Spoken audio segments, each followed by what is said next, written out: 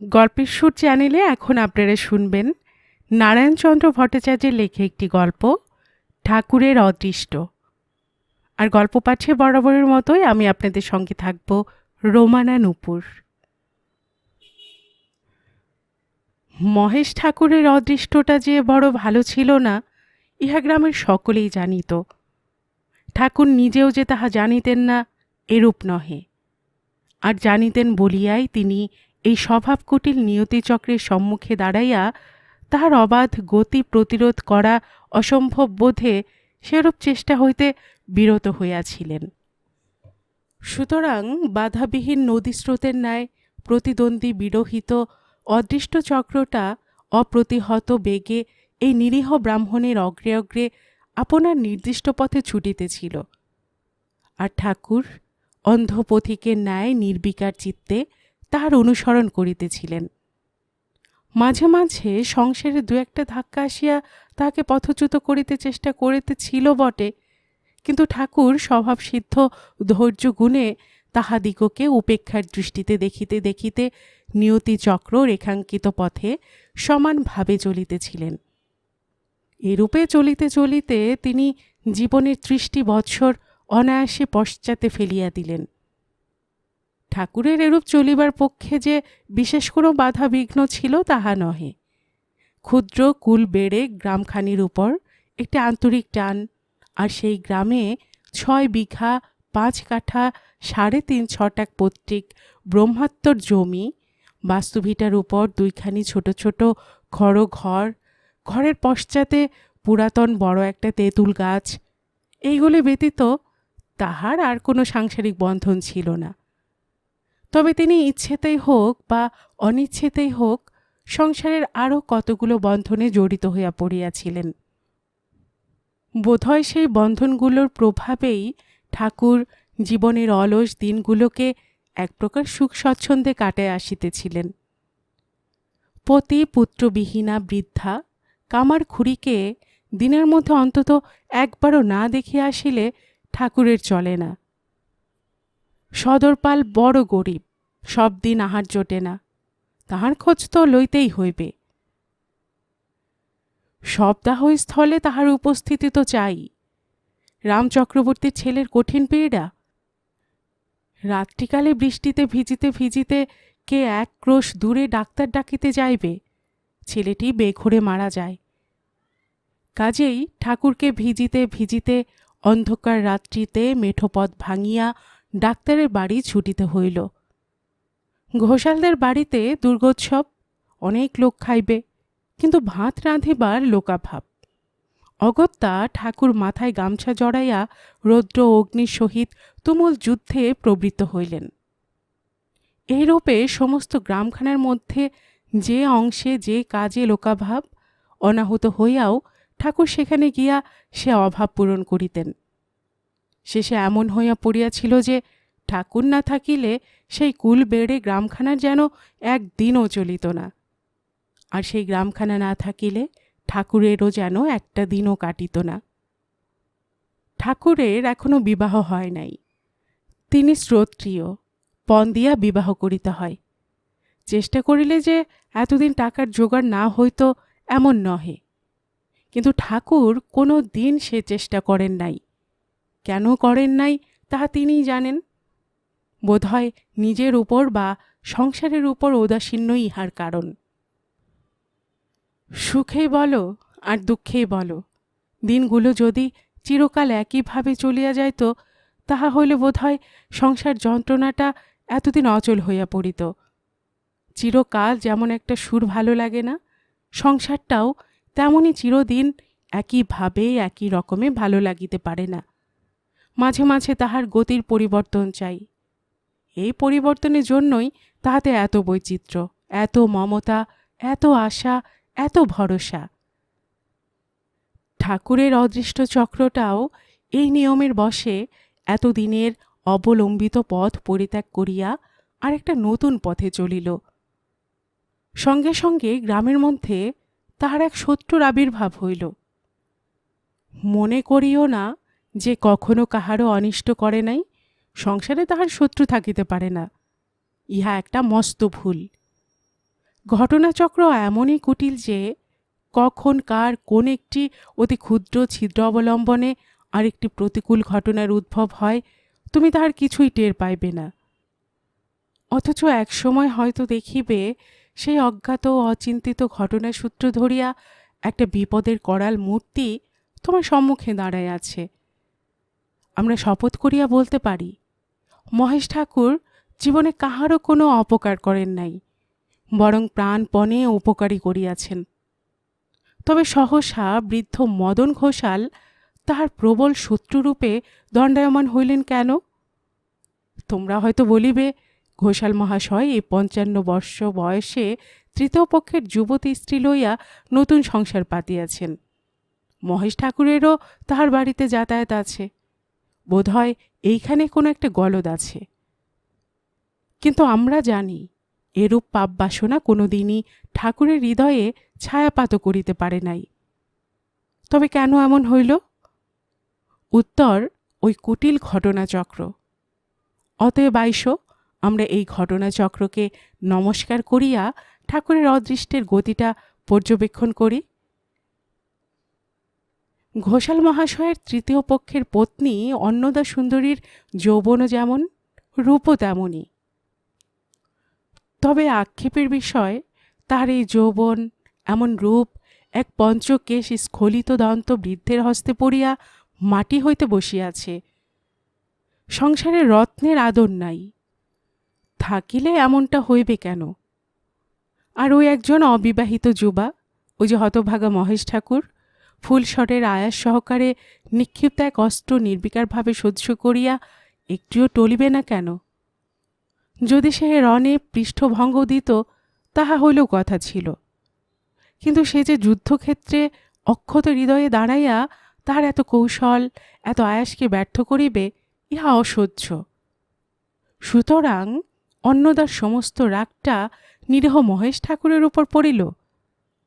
অন্নদা যখন তাহার উপর রাগিল, তখন ঘোষাল মহাশয় আর না রাগিয়া থাকিতে পারিলেন না, আর তাহার সঙ্গে সমস্ত সমাজটাই ঠাকুরের উপর খড়গহস্ত হইল, কারণ ঘোষাল মহাশয়ই সমাজের মাথা।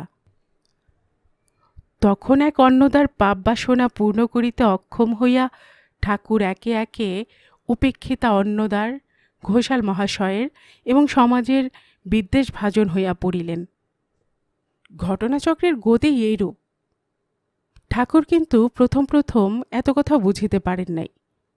প্রথম কেন, শেষেও পারেন নাই। না পারিলেও ইহার সম্পূর্ণ ফলটা তাহাকে ভোগ করিতে হইয়াছিল। সে বৎসর ফাল্গুন মাসের প্রথমেই চারিদিকে বিসূচিকা রোগের আবির্ভাব হইয়াছিল। সে কাল ব্যাধি একবার যে বাড়িতে প্রবেশ করিতেছিল, সে বাড়ি শূন্য হইয়া পড়িতেছিল, গ্রাম উজাড় হইয়া যাইতেছিল। ক্রমে এই ভীষণ ব্যাধি কুল বেড়ে গ্রামে প্রবেশ করিল। তাহার প্রবেশের সঙ্গেই গ্রামে হাহাকার পড়িয়া গেল, সব দেহে মাঠঘাট ভরিল। এই রোগের প্রবল আক্রমণে রামনাথ চক্রবর্তী 2 পুত্র, পত্নী ও জামাতা সহ ইহলোক হইতে অপসৃত হইলেন। বাড়িতে রহিল কেবল তাহার শোকজীর্ণা বৃদ্ধ মাতা এবং সদ্য বিধবা 16 বর্ষীয়া কন্যা শ্যামা। তাহাদিগকে দেখিবার মধ্যে থাকিলেন উপরে ভগবান, আর দুনিয়ায় মহেশ ঠাকুর।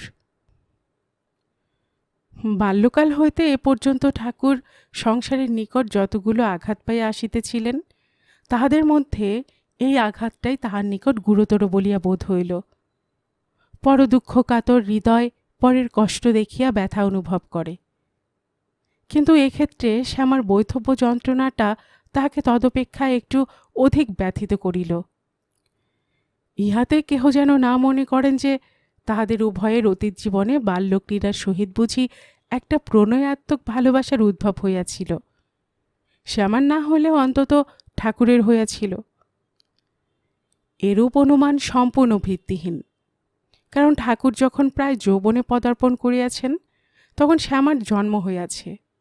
সুতরাং এখানে প্রণয় সঞ্চারের প্রধান হেতু বাল্যক্রীড়াটির সম্পূর্ণ অভাব। তবে ঠাকুর যে শ্যামাকে ভালোবাসিতেন ইহা নিশ্চয়। সংসারে আসিয়া কবে যে তিনি পিতামাতার স্নেহক্রোড় হইতে বিচ্যুত হইয়া পিতার পিতৃব্য পত্নীর হাতে পড়িয়াছিলেন তাহা তাহার মনেই নাই।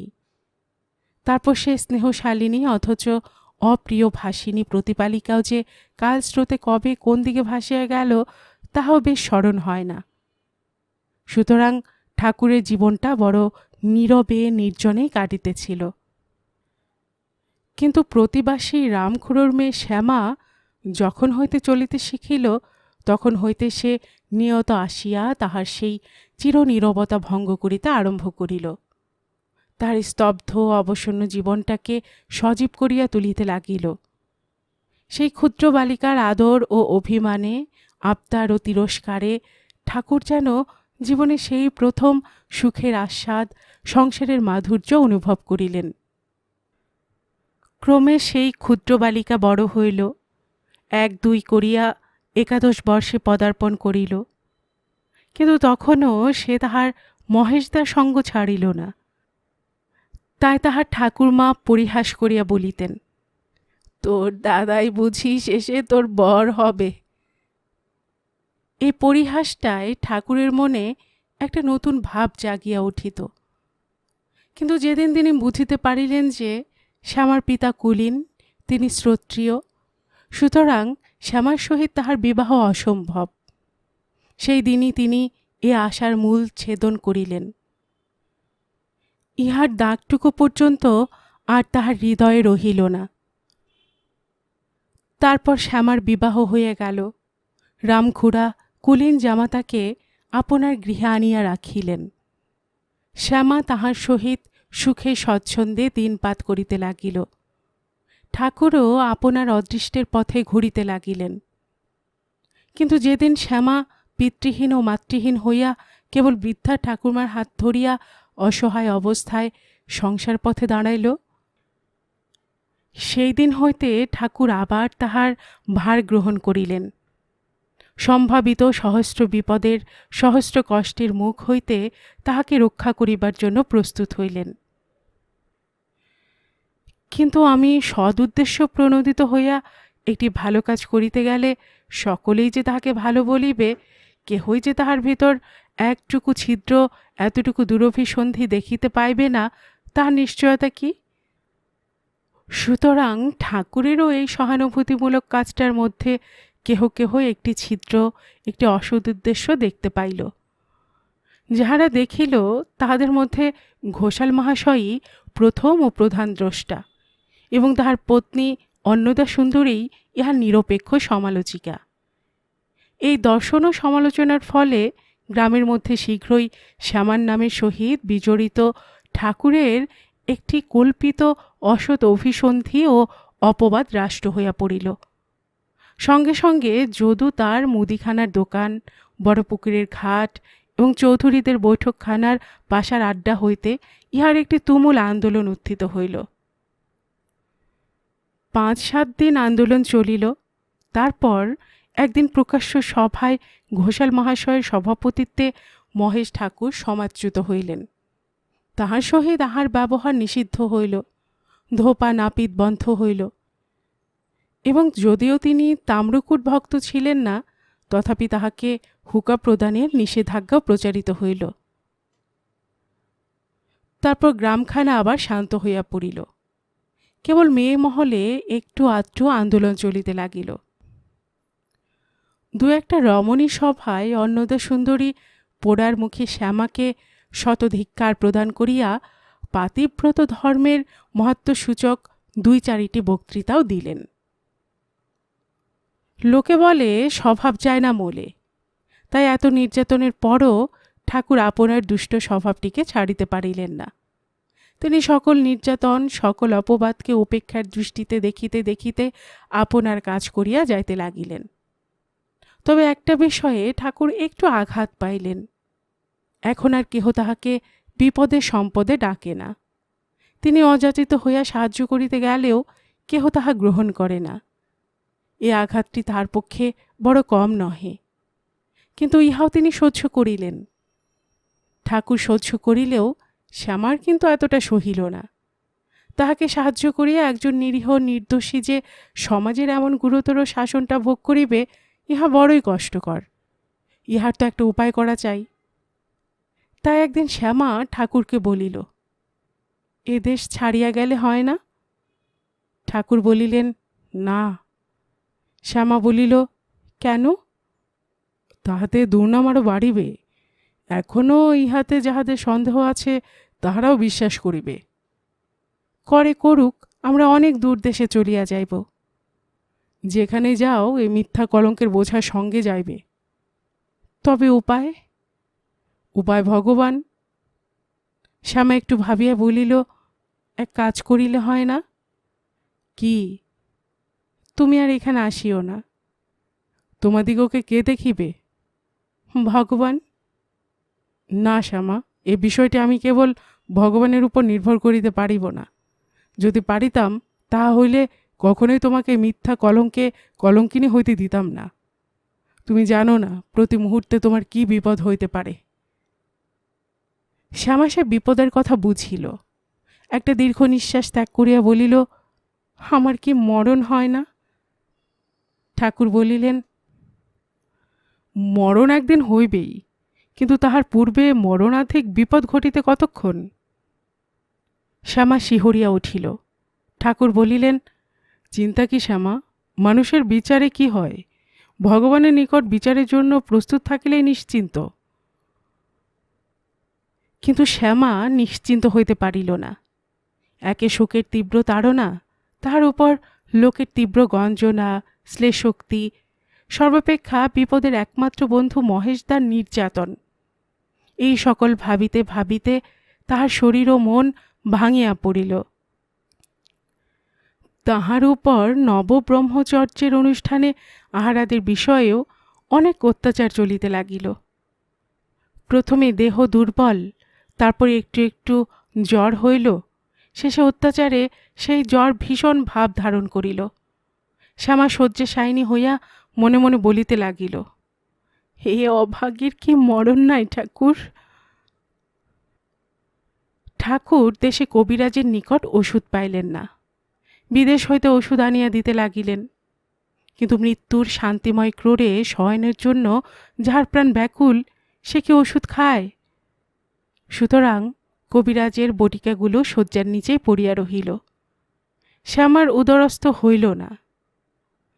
শেষে একদিন নিদাবের স্তব্ধ সন্ধ্যায় শ্যামা মৃত্যুর স্নিগ্ধ ক্রোড়ে শয়ন করিয়া সংসারের সকল যন্ত্রণা, সকল অপবাদ হইতে চিরমুক্তি লাভ করিল।